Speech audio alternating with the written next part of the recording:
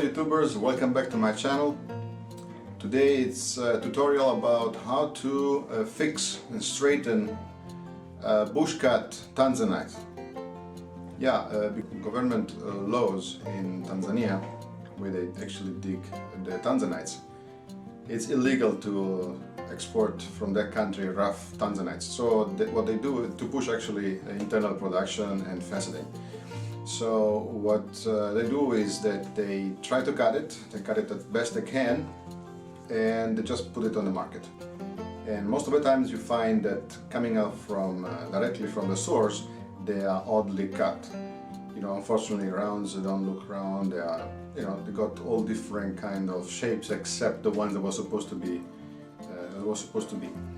Don't ask me the reason, don't ask me the reason, don't ask me what kind of machines they use, and I'm just saying that the people which cut like that are really skilled, because probably they use very low machines, and the final results that they got is pretty good, you know, considering probably the conditions of cutting. So today we're going to fix skew Tanzanites.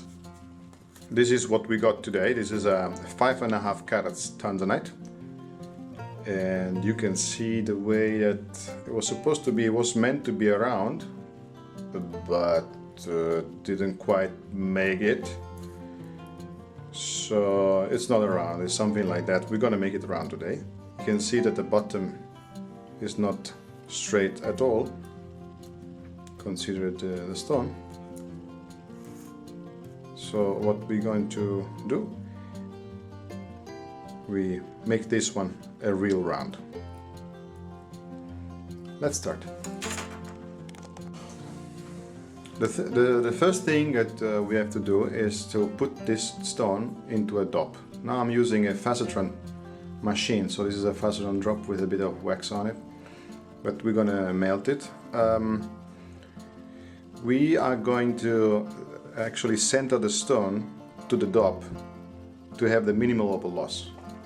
And I'll explain to you what was going to happen, because most of the time you will think maybe we're gonna put a cone, we have to get a cone dop to fit this inside so that the stone is going to be centered, but this is not going to be the case, because as you can see, you can't trust it.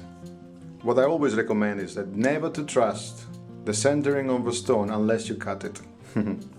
If you set the stone considering using this pavilion, you will lose a lot of material because it's going to be very much offset. I'll show you while working it what I mean. So the idea is, you know, we got a stone here, it's like this, and unfortunately for us, the bottom is like that. See, it's not in the center that was supposed to be, and this is mostly the case with anything which comes from Tanzania. Mostly, I'm not saying everything, but mostly out of my experience is like that. But not only from Tanzania, also from the places where they sell stones for cheap. Okay, so what we have here, it's a skewed bottom. What we're going to do is we are going to set the stone considering only the girdle line and the top. I suggest you to see one of my previous videos on how to dop properly a stone and how to center it. It's called targeting. So we'll see you again as after I finish the centering of this stone, the targeting of this stone.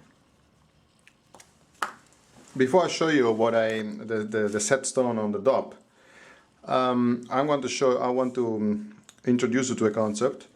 So the stone is like this,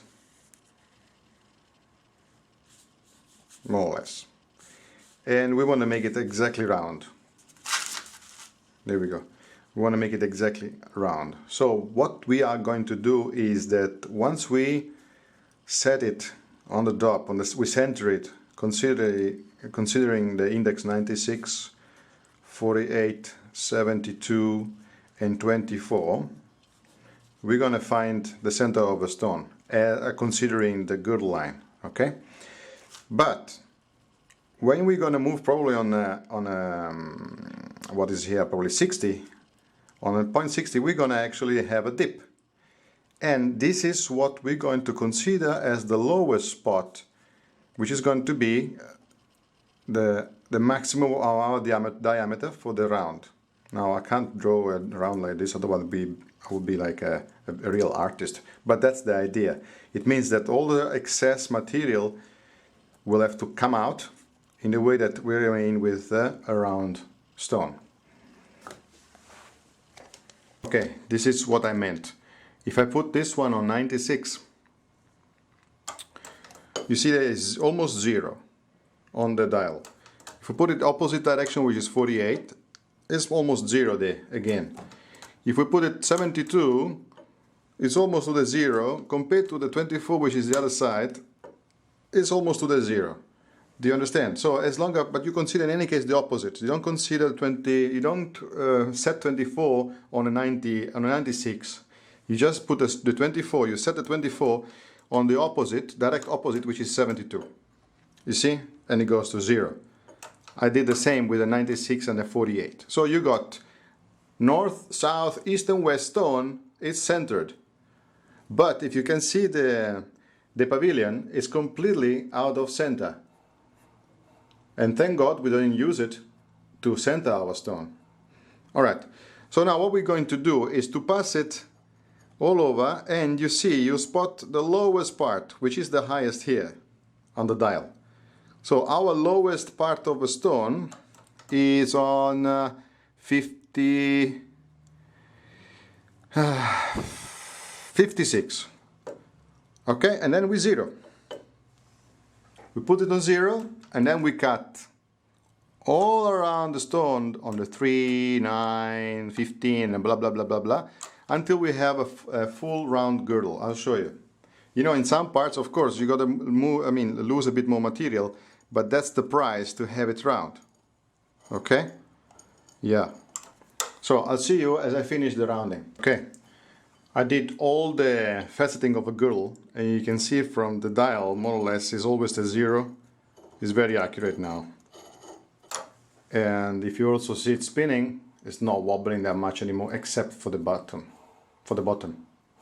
Which we will remain, we will leave it off center. We're not gonna care too much, at least for my kind of customers, which they care too much about weight and not too much about the perfection of the cutting, which is in the average needs of the gem dealers, is like that. Pavilions are not well seen from the top of the stone, and with so many facets as there are, you're not going to see if the pavilion is exactly in the center or not. You're going to be confused watching the stone from the top. In any case, most of the customers, the walking people, the ones who would buy the final jewel will not notice. They don't have the eye which is used for that. The only thing which you have to consider about the bottom is if the pavilion, the latest facets of the pavilion are too shallow, then perhaps you will have to add some more facets to make it a little bit deeper, in a way that you got a better reflection of the light from the top. But that's basically it. Probably because, you know, I think that not everybody on earth, they use the meeting point method to cut gemstones, and they start cutting the top, which means the crown, as traditionally done for the diamonds, and then they cut at the maximum width of the stone. The pavilion is not there yet, so it's not considered. They flip off the stone, and then they try to cut the pavilion, and they say, oh no, maybe, you know, the depth is not enough. Okay, let's close it at 30 degrees or 28 degrees. It's going to be the same. But if you close the pavilion at an angle which is far below or even at the critical angle of the material, you're going to have a fisheye stone, which is very ugly. So that's why it's very important to stress the fact that to cut gemstones, the best way is with a meeting point. First you do the pavilion, and you set it properly with the right angles, and then whatever is left on the top, you're going to, you know, deal with the crown, not vice versa. Otherwise the stones are all crap. They'll look crap. Okay, let's go on. I'm gonna round up the girdle here, and for this, in this case, we're just gonna move on the crown, which has to be completely cut. I can show you the way I do. This is a personal way I do to round up the stone. There are many other ways, but I do this. So I put first a hard stop on 0, touch up, I disengage the quill so it's free to spin, and just let it go.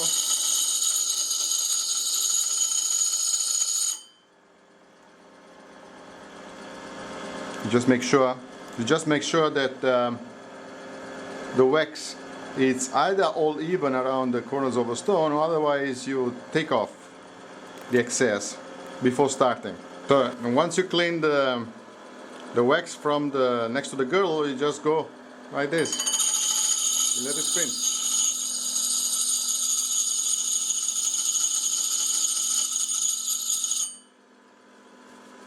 And you got, since the hard stop prevents you to go deeper than that where you set it, you got a round girdle line. Okay. I polish it with the copper lap, and I'll show you how. This is a copper lap, and it's already prepared with some diamond dust. In this case I use a 4000 grit, and you know, keeping the hard stop on, we just spin it with a bit of water, drip, and we just spin it.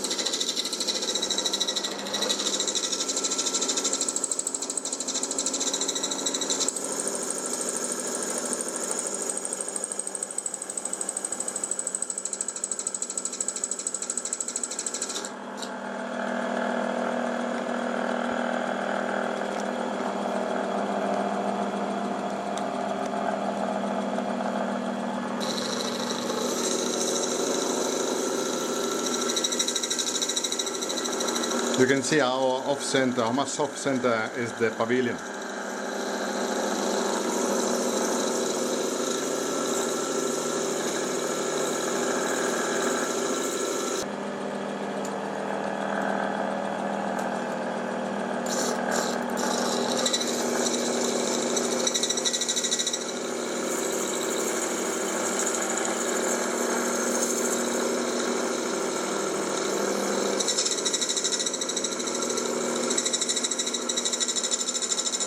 Okay, there, and we got a nice polished girdle there. We transfer it, as I showed to you in another previous video of mine. You just have a look the proper way to transfer a stone from the bottom to the top, and then we go work the top. I'll show you. Like I said before, as reference, have a look at my video on how to transfer and to dop the stones. Since the pavilion is completely off center and we're going to use a cone dop to hold the stone from the pavilion, make sure that you always work protected with some water on the place where you are holding the stone at the beginning, where the stone is already dopped. Because otherwise, pressing with the heat, maybe the stone can be shifted by the cone following the pavilion. If you keep water around the previous dop, that will be prevented.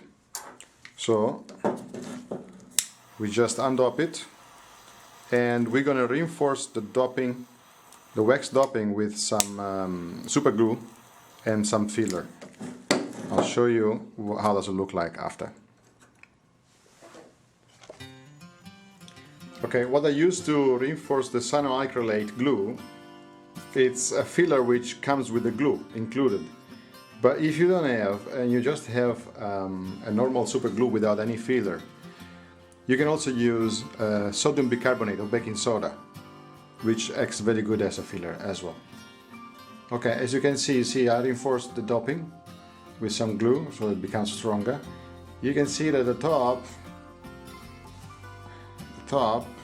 is not that bad.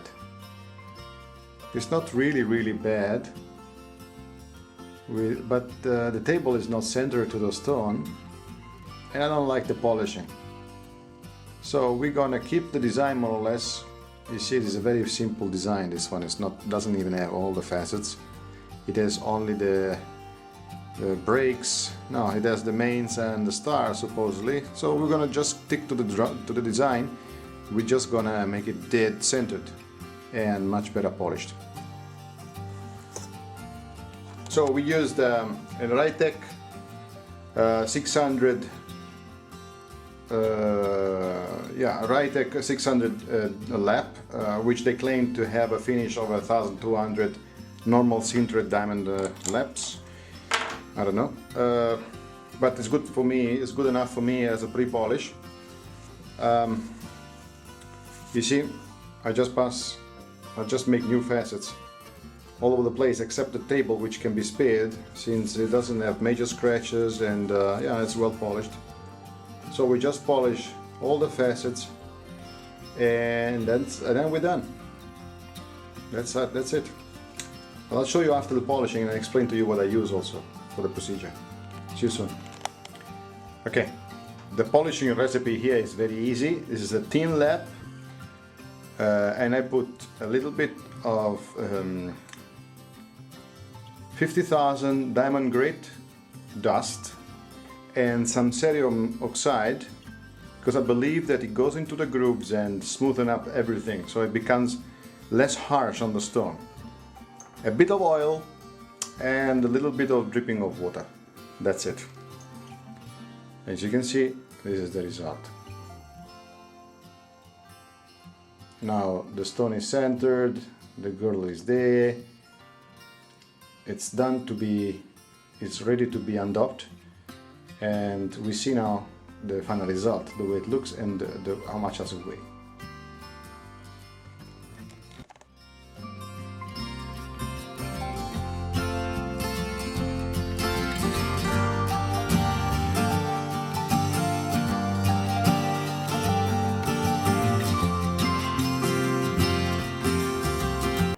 So let's see how much did it become.